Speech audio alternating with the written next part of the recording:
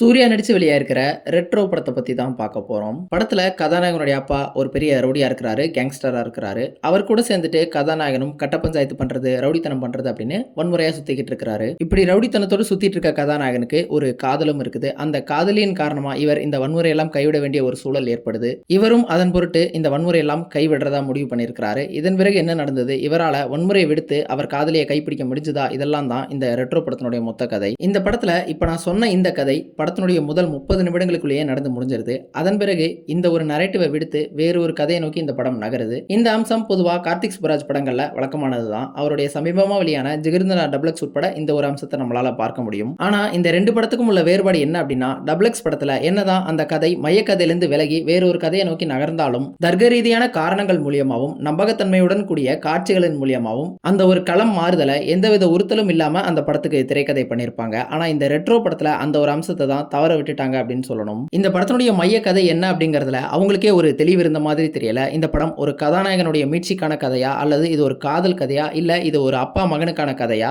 இது எதுவுமே இல்லாம இது மக்களை காப்பாற்றக்கூடிய ஒரு கதையா அப்படின்னு இந்த படத்துல பல குழப்பங்கள் நிறைஞ்சுதான் இந்த முழு படத்தையுமே படமாக்கி இருக்காங்க. இதெல்லாம் போக இந்த படத்துல ஒரு மித்தாலஜிக்கல் தொடர்பையும் ஏற்படுத்த முயற்சி செஞ்சிருக்காங்க. ஒரே படத்துல இப்படி பல்வேறு விதமான உபகதைகளை கொண்டு வர முயற்சிக்கிறதெல்லாம் பாராட்டுதலுக்குரியதுதான். ஆனா இந்த உபகதைகள் எல்லாமே அந்த மைய கதைக்கு சப்போர்ட் பண்ற விதத்துல இருந்தா மட்டும்தான் ஒரு முழு படத்தை பார்த்து முடிக்கும் பொழுது நமக்குள்ள ஒரு நிறைவை உண்டாக்கும். ஆனா இந்த படத்துல அந்த உபகதைகள் எல்லாமே தனித்தனி பகுதிகளா தான் இருக்குது. அங்கங்க புது புது கதாபாத்திரங்கள் தோன்றிக்கிட்டே இருக்கிறாங்க. புது புது களங்களும் தோன்றிக்கிட்டே இருக்குது. இந்த காரணத்தினாலேயே இந்த முழு படத்தை பார்க்கும் பொழுது நமக்குள்ள ஒரு விலகல் உண்டாக்க தான் செய்யுது.